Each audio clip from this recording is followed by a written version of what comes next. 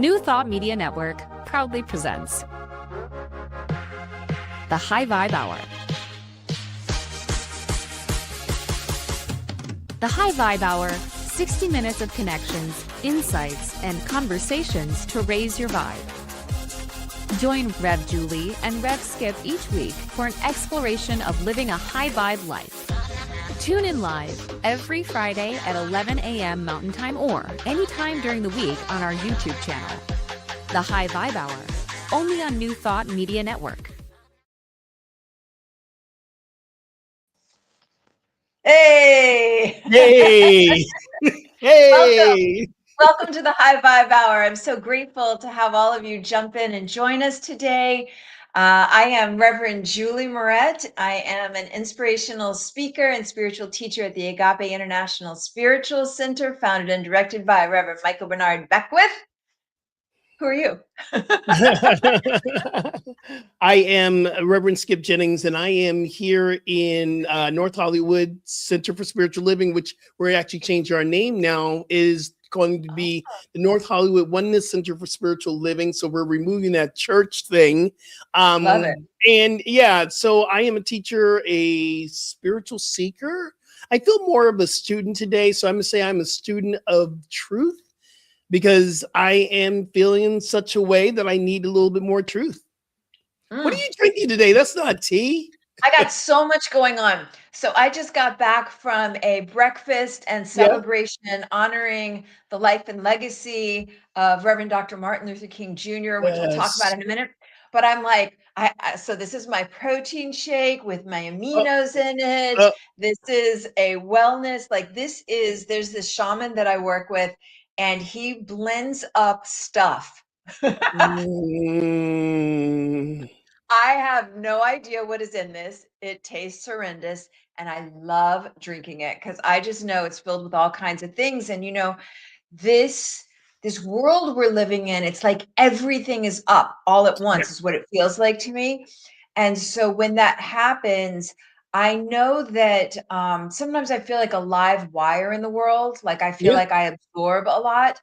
So I know to start drinking immune boosting teas and really take care of myself. And before we get too deep, I just have to say, I'm in this really nice dress for the thing that I just came from. And I'm so uncomfortable because normally I have sweatpants on, like a nice shirt when we do this. So I love that. Moving around because I'm so uncomfortable, but I'm so grateful to be here. Yeah, I'm grateful to be here too. What has your week been like? Anything fun? Anything interesting happened this week? So the week has been really rich and really deep and really intense. We're seeing a lot of footage on the news. And, the topic today is, what is your role in the revolution? And by the way, you could pick your revolution. There are so many different things happening in the world that, some things may really trigger one person. I get super triggered seeing somebody being pulled out of their car. That's just a huge, absolutely not in my book. I get triggered seeing somebody just being shot, point blank. I get very triggered about some things. I get triggered and inspired by what I'm seeing happening in Iran. And I ask myself, would I be that brave? Could I be that brave, especially as a woman? Would I, or even not just as a woman, but I think of things, ways that women can be harmed, but I guess anybody can be harmed. So I'm just wow, could I be that brave? And I do at some point want to share something. Our friend who is Iranian, Reverend Narges Mozaffari, sent me a letter from somebody inside Iran that was sent to somebody outside. And at some point, I'd love to read that. So it's been a crazy week. I helped to facilitate the practitioner meeting for Agape, which is practitioners are the sacred ecclesiastical order of the Agape International Spiritual Center. And so lots of feelings around everything that brought up. And it was renewing, beautiful. And Reverend Victoria Thomas was like, is that her last name? Am I just skitzing Reverend Victoria? Yeah, Reverend Victoria Thomas. She just went on a rant, reminding us that what do? We pray, and that prayer works. And it was such a like, if you feel overwhelmed and I don't know what to do, pray. Pray with everything you've got. Prayer removes mountains. So, Yeah, so and it's been a we'll week. talk about we will definitely talk about that later on. And because I'm in a place where I've been praying, and there's a lot of new thoughters who've been praying, and they're feeling okay. This is helping so much. So we pray and pray and pray. But I don't want to get too deep into that. I want to just say that I started a new yoga class, a meditation yin yoga class at Equinox. First week we had 26 people. Last week we had 31 people. And these individuals are looking for the answer. And it was so incredibly inspiring to be in a place that Equinox is really known for. And hey, Diego, we see you and we love you and thank you for your support.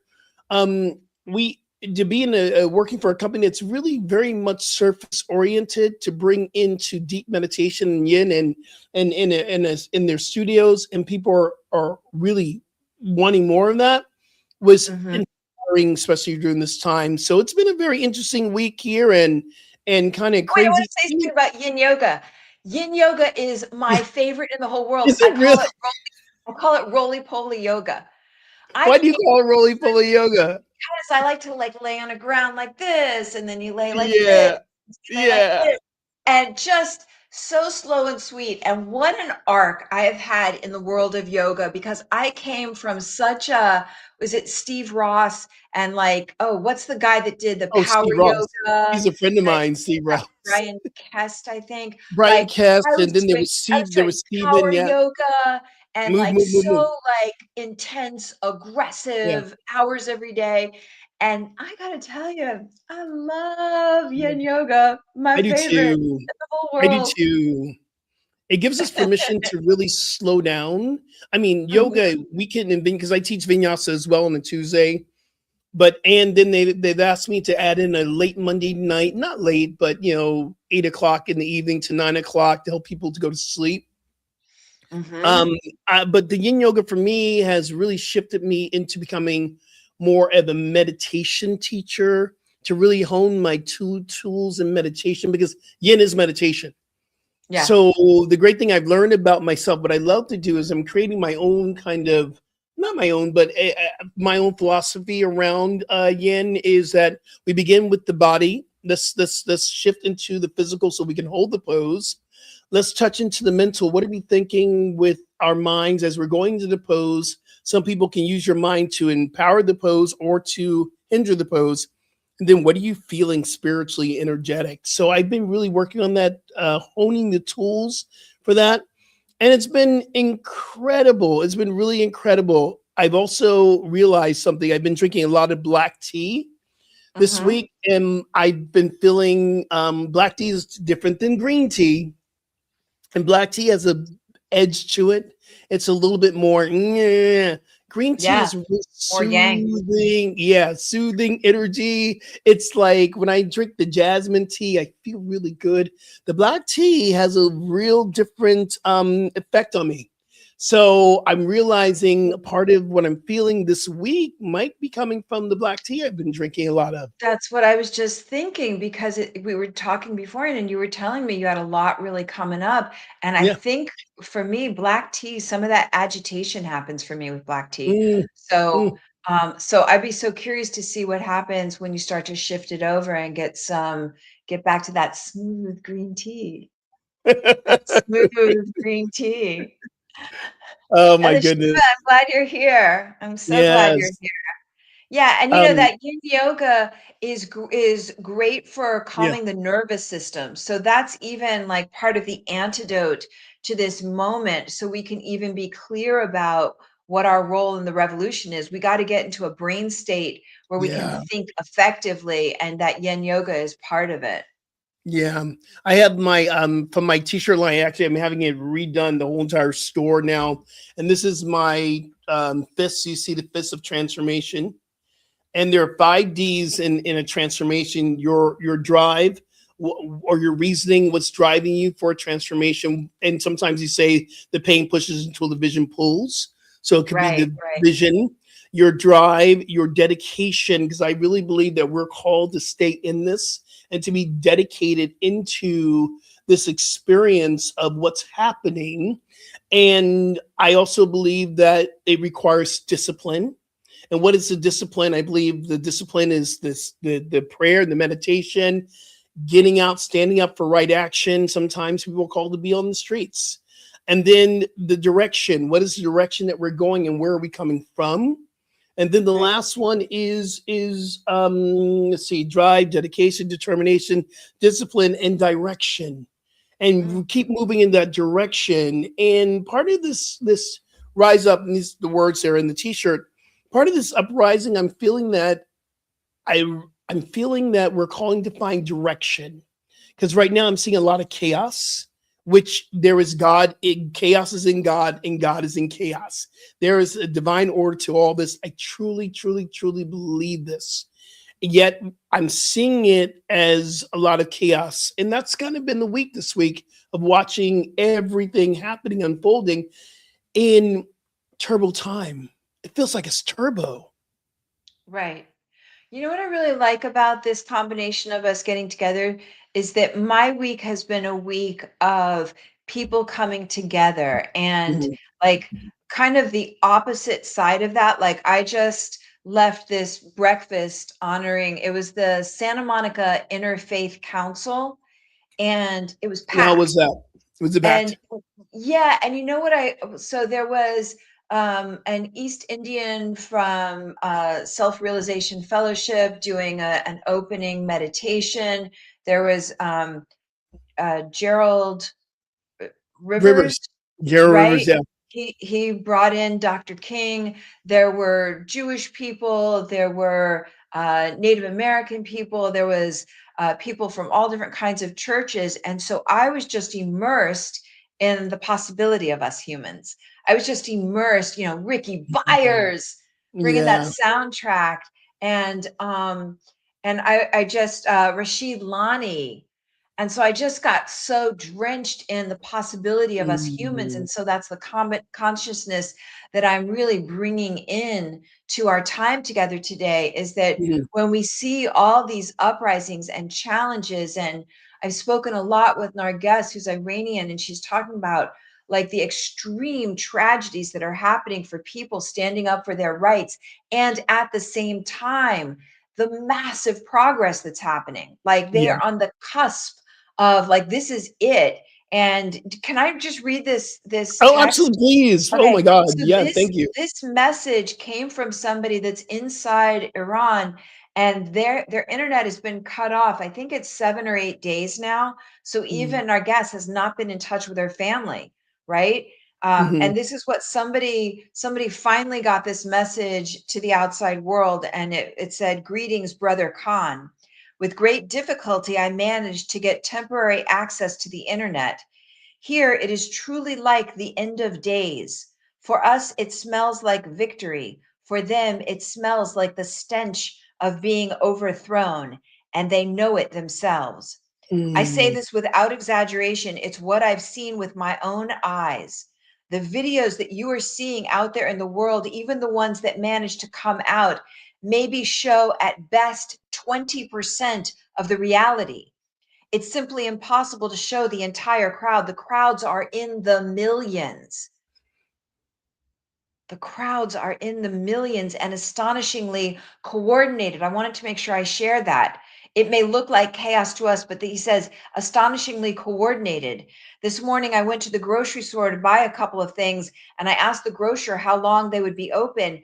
And they said, "We're staying open." Like it would be disrespectful to those marching and to those, out there standing up for their rights if we closed. Here, everyone is talking about the return of the Shah. Everyone is overflowing with energy ever since it was said that he is preparing for a return to Iran. People's energy has increased 100-fold. No one says if it happens anymore.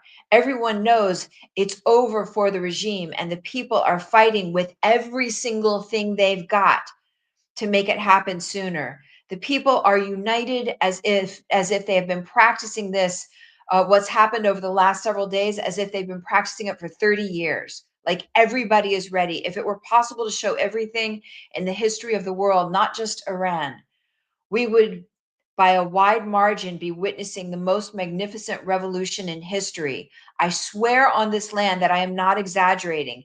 Tell the people abroad, this is what I want to make sure we hear.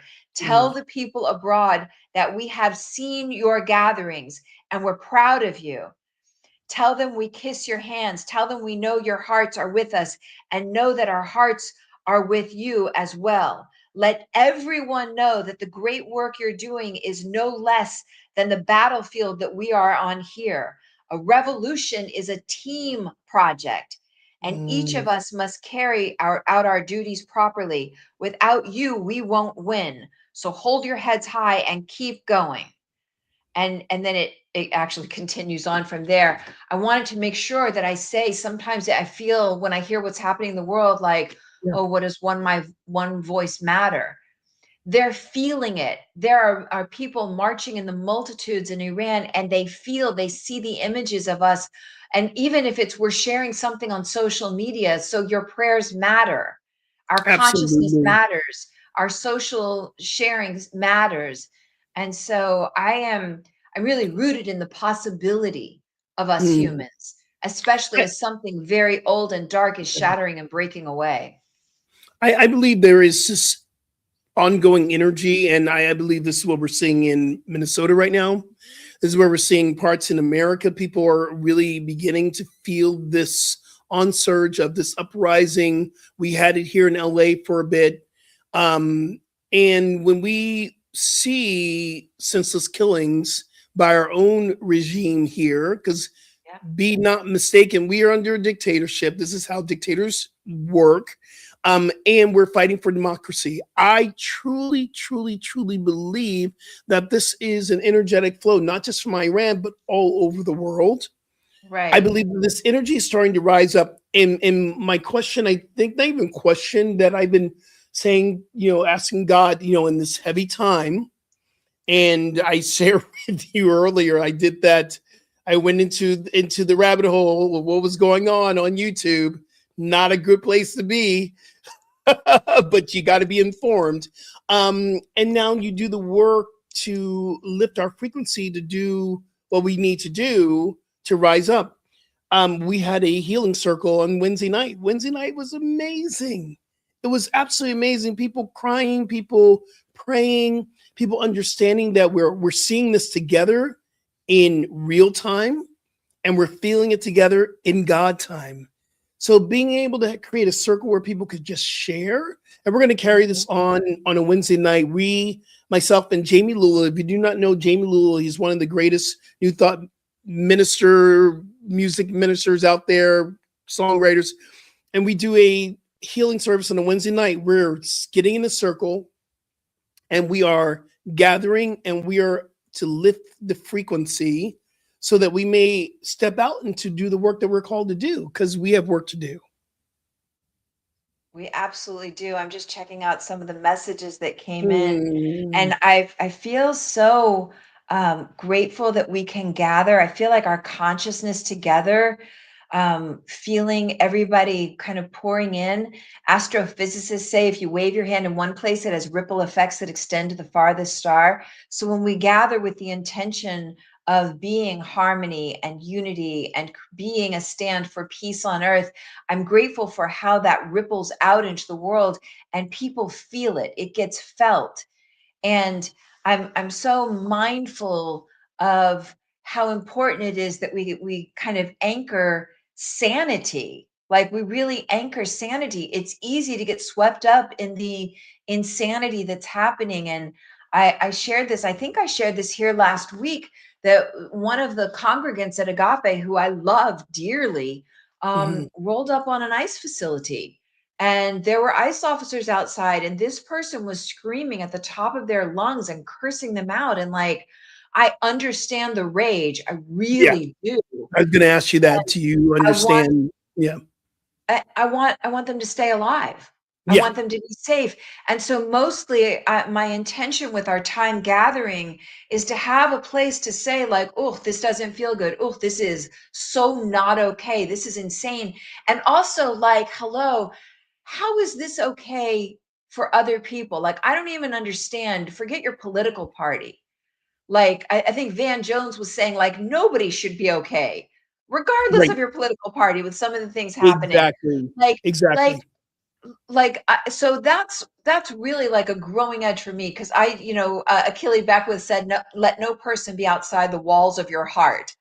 And I'm like, deep breath. Okay, really? But for real? Yeah, but Let for no real. person. But that's where the healing happens. It doesn't happen if we just stay clustered amongst ourselves. We got to figure out, how do I love everybody? How do I have space to hold everybody? Whatever, I don't know. Are there wounds that happened in childhood that caused somebody to grow up and feel so insecure that they need to be a Yeah. bully? I don't know what it is, but can my love be so big that it Yes. loves us into wholeness, you know?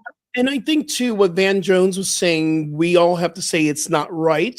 And as metaphysicians and as new thoughters and people who are in this world that we know spiritually that it's all in God, but yet externally and the things that we're really feeling, we're not really taking the approach. We got to feel it so we can deal with it and heal through it. I believe that saying, and this is why possibly I can't speak for the person that was doing our agape sister who was doing the rolling up on ice. I can't speak, but I understand too, if we don't have a time to have a conversation like this, to say, I'm feeling this, I don't know what to do.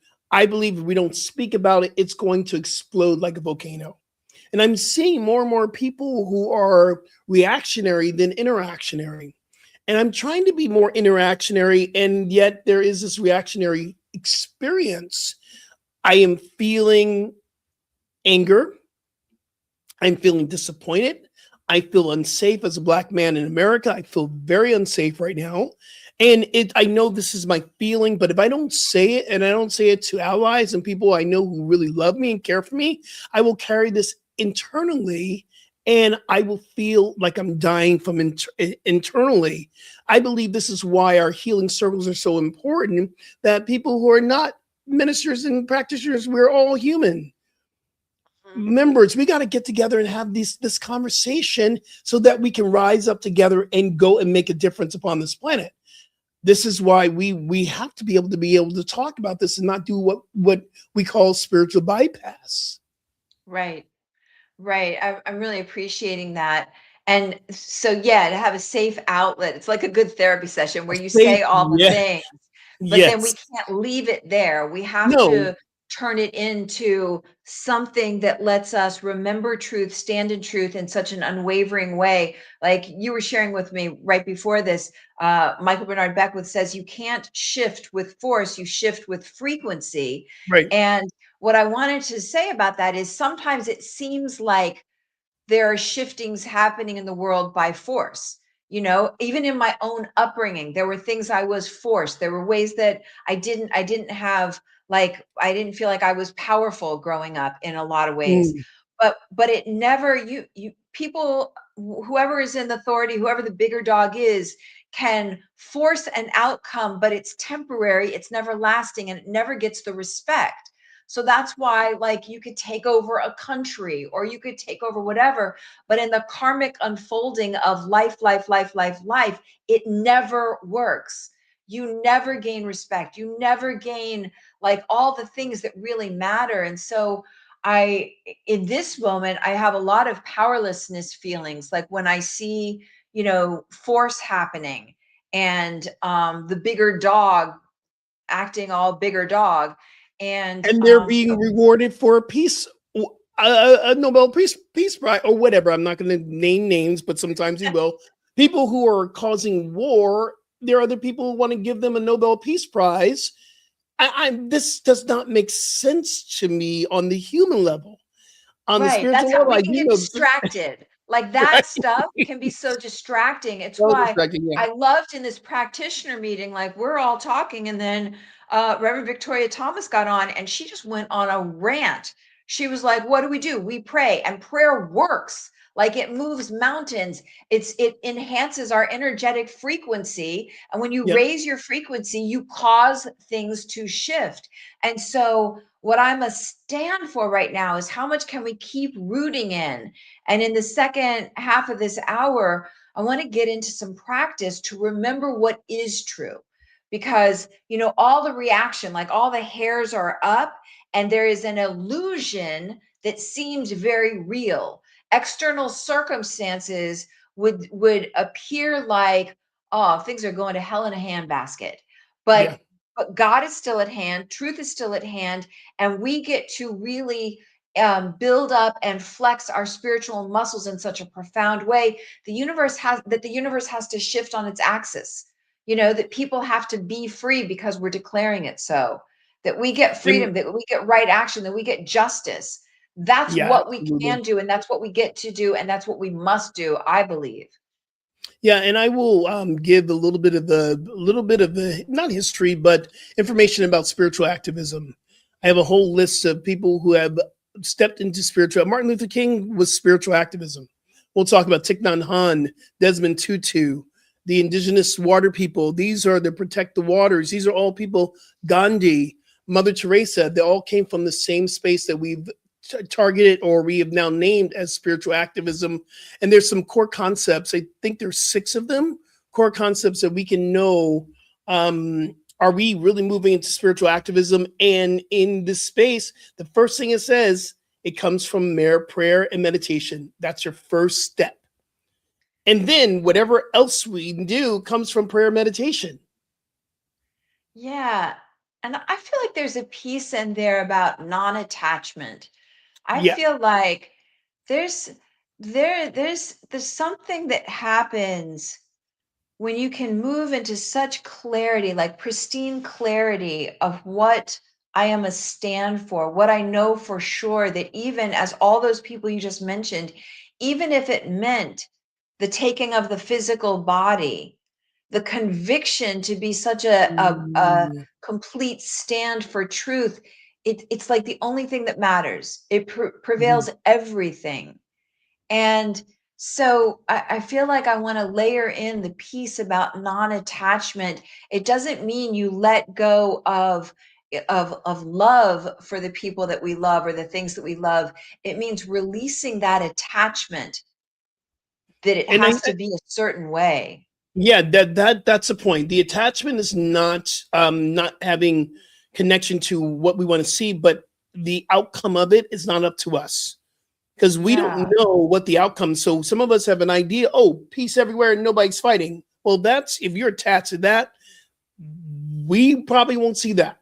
But I also know that there is peace active in certain ways that we are not seeing because we're attached to how it should be. And the Buddha teaches that attachment creates suffering because we're attached to a certain outcome. We're going to suffer because it's not showing up the way we want. So I really believe that this is a really amazing, deep conversation that we're having. Can we go for a break and then we'll come back and we'll talk about Yes. some Yeah, conversations I on want to share a spiritual little bit activism? more about non-attachment when we come back, okay? Yeah, I'm so absolutely, for grateful for sure. everybody's on. Your presence matters. I like feeling Yes, the embrace of us right now. it See you does soon. indeed. We'll be right back. Are you passionate about media, storytelling, and making a difference? Welcome to New Thought Media Network, where your voice matters. We amplify diverse voices and share impactful stories. Join us in our mission. We are a nonprofit organization dedicated to creativity and community, looking for enthusiastic volunteers who want to be part of something bigger, learn, grow, and collaborate in various aspects of media production. Incredible support and camaraderie await you here. Your contributions will help us create powerful content that resonates with audiences and drives social change. Ready to make a difference? Visit our website www.ntmedia.org to learn more about volunteer opportunities and how you can get involved.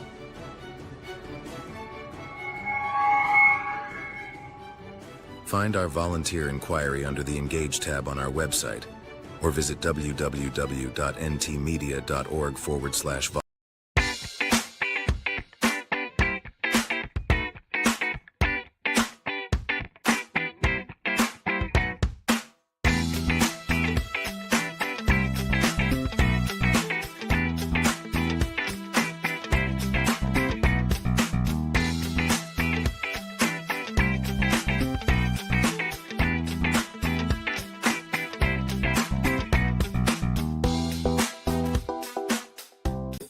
Thought Media Network proudly presents the Science of Mind Saturday Conversations. Learn more about the Science of Mind philosophy, faith, and way of life.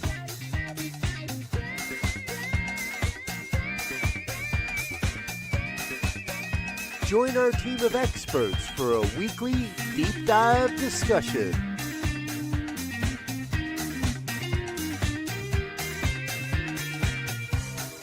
Come study the science of mind, chapter by chapter, and resources from the Science of Mind archives. Plan to join us every Saturday, 9 a.m. Mountain Time. New Thought Media Network proudly presents the High Vibe Hour. The High Vibe Hour, 60 minutes of connections, insights, and conversations to raise your vibe. Join Rev Julie and Rev Skip each week for an exploration of living a high vibe life. Tune in live every Friday at 11 a.m. Mountain Time or anytime during the week on our YouTube channel. The High Vibe Hour, only on New Thought Media Network. I'm Hey, really everybody, glad you're welcome back. back. Welcome back. This is the New Thought Media Network, and we are the High Vibe Hour. We're having a great conversation on this uprising, this revolution that we are all a part of, even if we want to be or not. It's global experience. We're all feeling this as a collective. And I know I was laughing on the commercial going, I am feeling better just by talking about it. So this is our Yeah, practitioner sessions on steroids here at the High Vibe Hour. We love it. So yeah. And then the question is like, what's your yeah. role in the revolution? And Yeah. as we've said earlier, like you could pick your revolution. There are so many things happening in the world. There are Mm. things happening all around the world. There are things happening in the United States. There might be things happening in your own life, in your own family. What is your role in the revolution? And we're going to get to that in a minute. I wanted to share a bit more about the idea of non-attachment because sometimes I think I know what the outcome of something should be. But Mm. when I anchor into my trust, then maybe there's something happening that is of purpose. Maybe some of what I'm seeing is so needed in the breaking away of an old paradigm to allow something new to really birth itself. And um and at the same time, if you are called to take an action, then that's part of it as well. It's, I guess, the non-attachment to how things are supposed to look. And I had the experience, I think I've only really sincerely felt non-attachment, complete non-attachment, once in my life. My son was 6 years old. I went to the doctor for a checkup, and the doctor saw something that he was concerned about. So I took some tests, and it was going to be 5 days before I got the test results. And during that time, man, I was so attached. I was like walking through my neighborhood, like I was just ugly cry, just out loud. I didn't care who saw me, just begging God, beseeching, like, I have to be okay. You can't take me out. I have a young child to raise, right? And test results came in, they were inconclusive. So I had another 5 days walking around, begging, beseeching. And on the ninth day, so I was going to get the test results the next day. On the ninth day, something like lifted out of me. And I felt this like pristine peace. And in that moment, I knew that all is well. And I knew that all would continue to be well, even if my Mm. body was not. Can you imagine? Like, Yeah, even as a sure. parent, if I weren't going to be around to raise my child, I felt that like river of consciousness. I felt the ongoingness of humanity. I felt the perfection of all that we are. And so I wanted to layer in a little bit of grace here, a little bit of really building up that muscle of trusting life and trusting God and still doing what you are called to do and be. Does that make And sense? yeah, absolutely. You're giving the definition of faith. Faith is, we can hope for something to happen, but what is our confidence? Our confidence and trust is into the divine that is co-creating with us. That is the law of working everything out, but it is the definition of faith. And, I love the idea. It says faith is the confidence in something, unseen, which is meaning, there's always this idea in this conversation I've been hearing. Can we really see God? Can we really see God, or can we really experience God? And the truth is, for me, I see God in action all the time. I see qualities of God showing up, but God itself is incorporeal. It's invisible, but I trust it. I trust it. And sometimes I'm feeling more trusting than others. Sometimes I'm feeling like, okay, God, Yeah. I know you Step it got up. this, but like Ernest Holmes says, I'm demanding a demonstration here. Come on now. Right. You know what this reminds me of? A lot of Yeah, times when we take the offering at Agape, yeah. Reverend Michael Beckwith will say, like Agape has all the money it needs and it's right there in your wallet. I feel like life, the unit, our humanity has all the solutions. It Mm, has all the skills. It has all the resources. It has everything we need, and it's in our pockets. It's us. right. It's us doing what we're called to do. But the key piece there is we can only be who we're truly meant to be when we are in, I do it in psychology terms, when our Mm, survival reactivity is soothed out, when our emotions mhm. are well regulated, because that allows us to pop into a clear thinking, executive, solution oriented brain state. That's Right. what happens when people are in your yin yoga class. It allows us. And I was even thinking during the break, because there's a lot of music going on, and I was thinking about how, the music that I just heard with Rashid Lani and Ricky Byers Mhm. at the Dr. King breakfast, like my question is, what works for you? As you're listening in, Yeah. it's now more important than ever. Like I told you, I'm drinking my immune tea. Tastes Mhm. yicky, but that's what I'm drinking today, because we got to take really good care of ourselves so we can be in an effective brain state. So I just like to take a moment Yeah. and have everybody like go through your inventory. What works for you? Yeah. Feet on the earth, getting into nature, taking time to breathe, being around friends, Mm, talking to somebody like, Rev Skip just said, just he was laughing on the break, just thinking that even talking about this stuff, even having yeah. a place to A place to pray, a help place to, take yeah. some of it out, right? So Yeah. that's the invitation right now, is like, what works for you? And Mm, man, work it.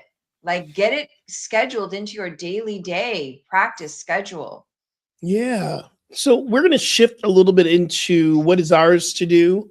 And Mhm. before, I know you're going to take us to a process. Before we jump in, I just want to I want to talk about a book that's very important. One of my go-to books about spiritual activism is by Andrew Harvey. Have you heard of it? It's called The Hope, A Guide to Sacred Activism. And part of this is where he outlines, and I'm always on target about this. Okay, I know I want to do something. Am I on target with sacred activism? Some people call it spiritual activism. And he says, here's our core principles of sacred activism. Number one, it's spiritually foundation is grounded in meditation, in prayer, in mindfulness, and other spiritual principles to maintain inner peace. I mean, you don't move until you're moved. And how do you get there first? You got to drop into the meditation and the prayer time and the breathing and the yoga just to center ourselves, because chaos begets more chaos. Inner peace brings on more inner peace. I really love that. So I'm always questioning myself first. Am I from a place of interaction or reactionary?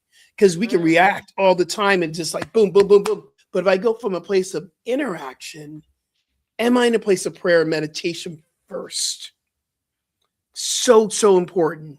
The second concept is compassionate action. I know that there are some people that want to just take ice and do what they need to do and want to burn down houses and want to tear up stores. And is that truly a compassionate action?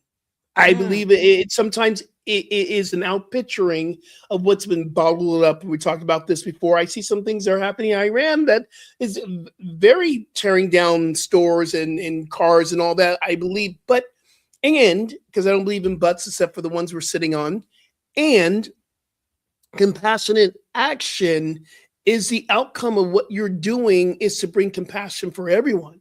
Compassion is not, compassion has a way of being. Let me just put it this way. I'm really trying to be very, very mindful of what I'm saying.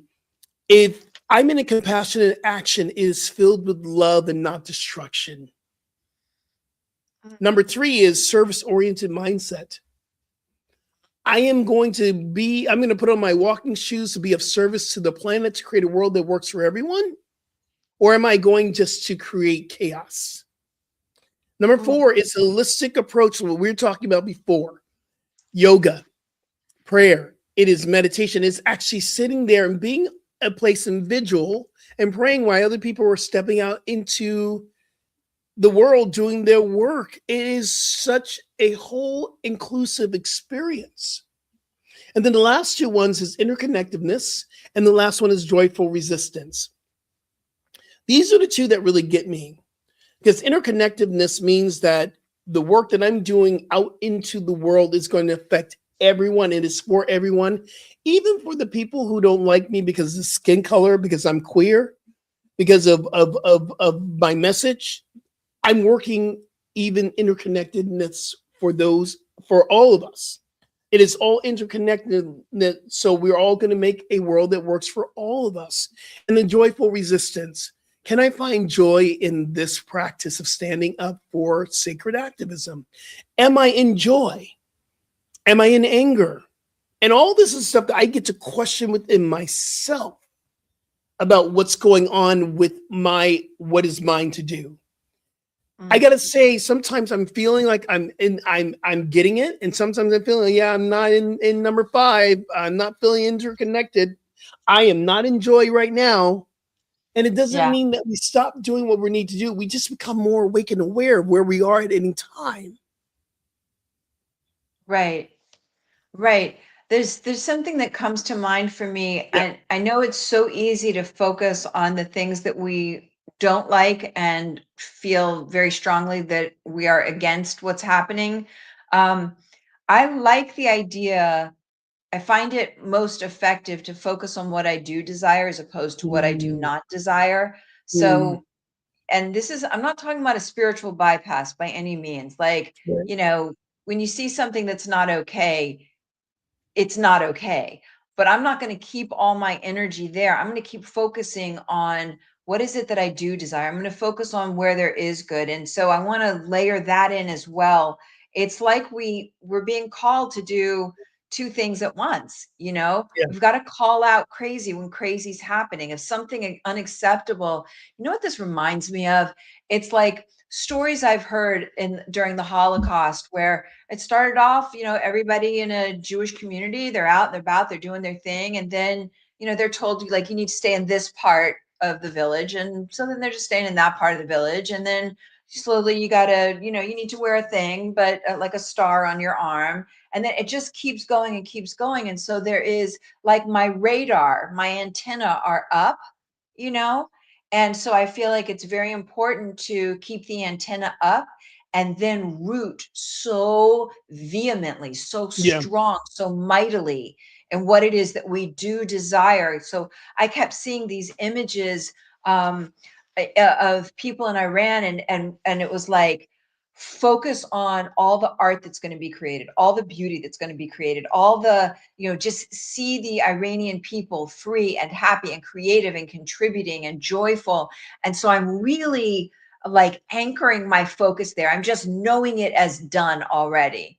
And so that's something I wanted to offer up, is like to really power up your conviction towards what you do desire as opposed to what you do not.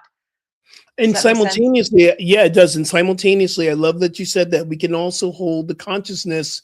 My heart is still very heavy from the shooting of Renee Good, and Yeah. thinking she has 2 kids, and thinking that she literally was trying to stand up for righteousness. and really trying to make a difference in her neighborhood. And that saddens me. It also, I mean, I remember feeling this way with George Floyd. I remember Oh, feeling yeah. this way with Breonna Taylor. I remember feeling this way with a lot of people who've lost their lives in senseless, violence from authority, which again brings me to the feeling that I'm feeling, just being who I am and what I do and where we live, Mhm. that simultaneously I can still feel that and know I know what I want. I know I'm focusing on a world that works for everyone, peace. I'm focusing on art coming out of this. I'm actually starting to do more art and doing, I'm going to probably be at a show this summer. So I'm realizing and I'm creating t-shirts, peaceful t-shirts. I'm seeing what's happening, yet it still feels a little bit interesting right now. I'm going to use that word as my friend Ricky Byers would say. This is very interesting times. Yes, it is. Very Yeah. interesting. I think that's a form of your activism, creating your t-shirts. Yeah, I think that is. absolutely. Absolutely. Yeah. You're going to take us through a process. Yeah, let's do something together. Yeah, Let's let's do join something. together and let's just take some breaths. I'm going to invite you, if you're not driving or operating equipment, just take some slow, deep breaths. Mhm. Breathing in swift through the nose and then exhale slow, slow out through slightly parted lips. Breathing in swift through the nose, Mhm. exhaling out slow, slow through slightly parted lips. And two more times on the exhale, let a little sound rumble out, just breaking up any kind of coagulated emotions or stuck energy. Just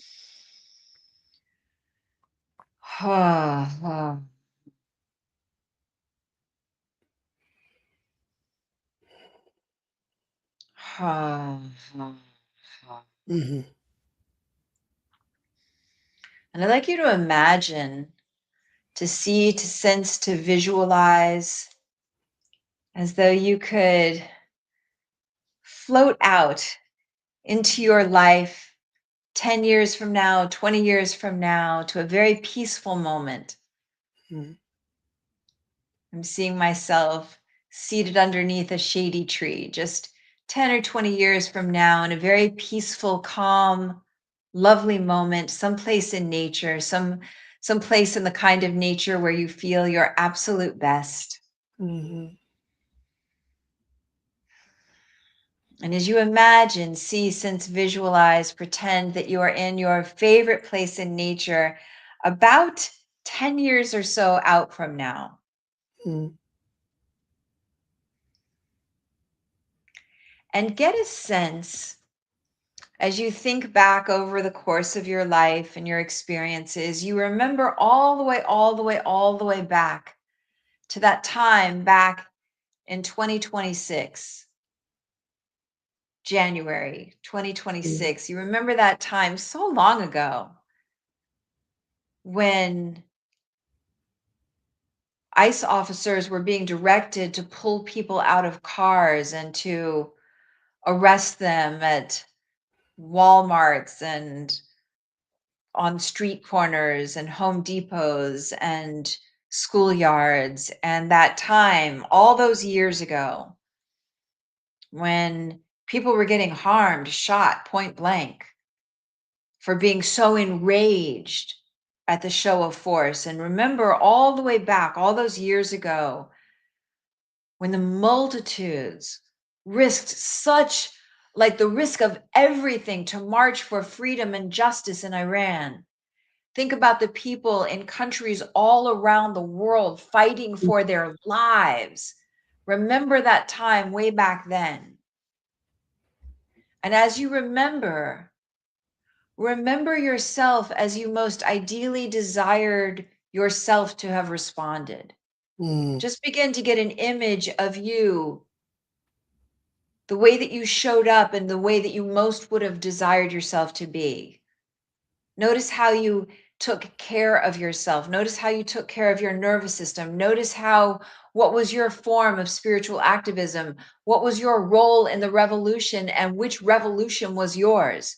Were you having a revolution of psyche? Were you having a revolution of how you will allow yourself to be treated in this lifetime? Were you having a revolution in the role that you'll play in your family or your community or your society? Was there a role that you played in the revolution of how citizens in the United States respond to an overreach in authority?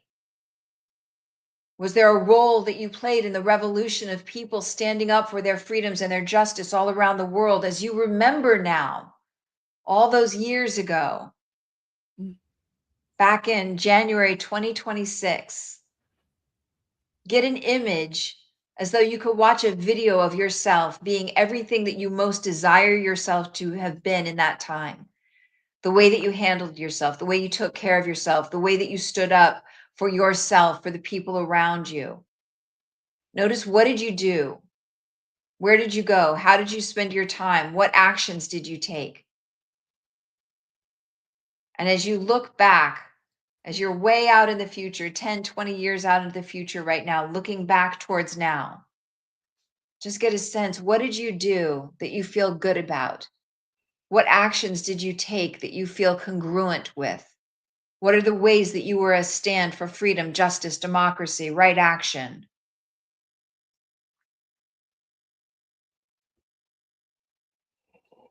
And then I'd like you to just watch like a little video of yourself all the way back from that time, and be grateful, and then bring yourself back into that present moment, 10 to 20 years out in the future, in your favorite place in nature. Be grateful that you did well. Be grateful for how you showed up. Be grateful for who you are and who you're committed to being. And we just allow the particles of everything that you've seen, so you could take a snapshot and just allow those particles to seep into every part of your cell, into your very DNA, and let them inform as you begin to move back into this now time.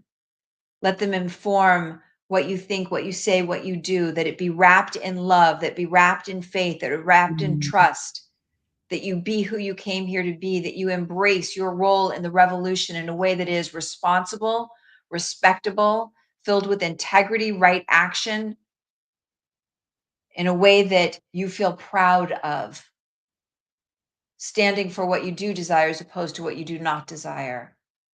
And just gently coming back in with renewal, as though your own mandate has been activated in this moment, and that you move forth knowing who you are needed to be at this time. Mhm. Just easily coming all the way back in. How was that for you? Did you get a Beautiful. sense of I what is did. yours?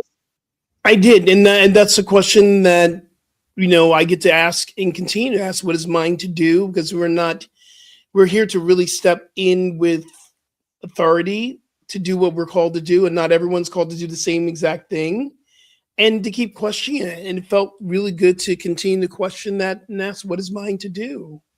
I think part of this too is I'm grateful that you did the celebration this morning for Martin Luther King. And as we are approaching King's Day on Monday, part of mine to do is to really honor Dr. King, honor his legacy. My family's from Selma, Alabama, which is where the Edmund Pettus Bridge is, the famous march on Bloody Sunday. There. Yeah. You've been there. And I was there with Martin Luther King III last year, just a few months ago, actually. Yeah. Well, I was there. I crossed that bridge many, many times before. My family lives in Selma. And to recognize my aunts and my uncles who marched on that famous march from Selma to Montgomery. My mother helped people in the kitchens. She cooked food. My grandmother cooked food. They helped the marchers. And my grandmother didn't march. My mother didn't march, but they did what they needed to do. My mother was an activist in her school.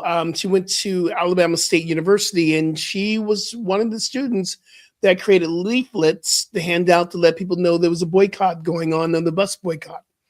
Everyone had something to do for a movement that is still very much alive. We are yet to really see the fullness of the civil rights because we're still fighting for civil rights. But everyone did their own part. As my mother's 92 years old this year. Wow. Actually, What a this year lineage you come from. Oh my gosh. this year is 93. She'll be 93 this year, and she's powerful woman. My brother was a part of the integrating of schools and in the first Black child to integrate schools in Alexander City, Alabama. My father was part of the minor leagues in baseball to help to integrate minor leagues. He was in the Negro Leagues. He went to the minor leagues when they integrated. So everyone has something to do, and I'm just going to leave with this. This is my takeaway because we're closing up. Whatever you choose to do, it is enough. Some people say, I need to do more and more and more. No, you don't. You need to really connect with spirit, and that's what is mine to do. So maybe mine is to create a t-shirt or to create a healing circle on Wednesday night or have a talk show here with my friend Julie Moret. That's mine to do. What's your takeaway? I'm just like basking in the lineage you come from and how powerful it is. My lineage, my what is my takeaway from today is to keep showing up and keep getting really still and responding to the call inside of me, like to really listen and show up and just keep listening and showing up. And I've been very vocal about what's happening in Iran. I feel very drawn into that, and just to keep listening and keep showing up. Can you send me that text, please? I would love to read it in my own personal time. Yeah. Will you be able to share that with me? Yeah, I will. I'm also going to post that on my social. So yeah, Oh, wow. for sure. Wow. Yeah. Well, Shiva, it's always great to feel your presence here. I'm so grateful for you. And thank you to everybody joining and archiving. Yeah, these conversations are what matter. Like that's my takeaway. These conversations matter. They matter. They matter. Rev, I know people can find you on Instagram. Yep, Rev Julie Moret on Instagram.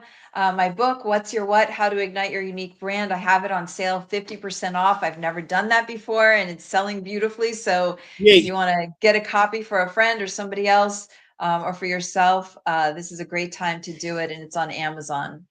And we also everyone knows that in the program notes and underneath this video is a link that goes directly to Amazon where you can get the book.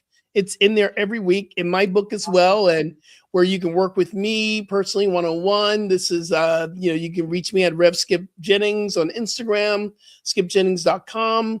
And we still have room for 3 more people who want to go to Bali, and it's happening March 14th. Not too late, but there are no more payment plans. So just hit me up on social media or directly to me at revskipjennings@gmail.com.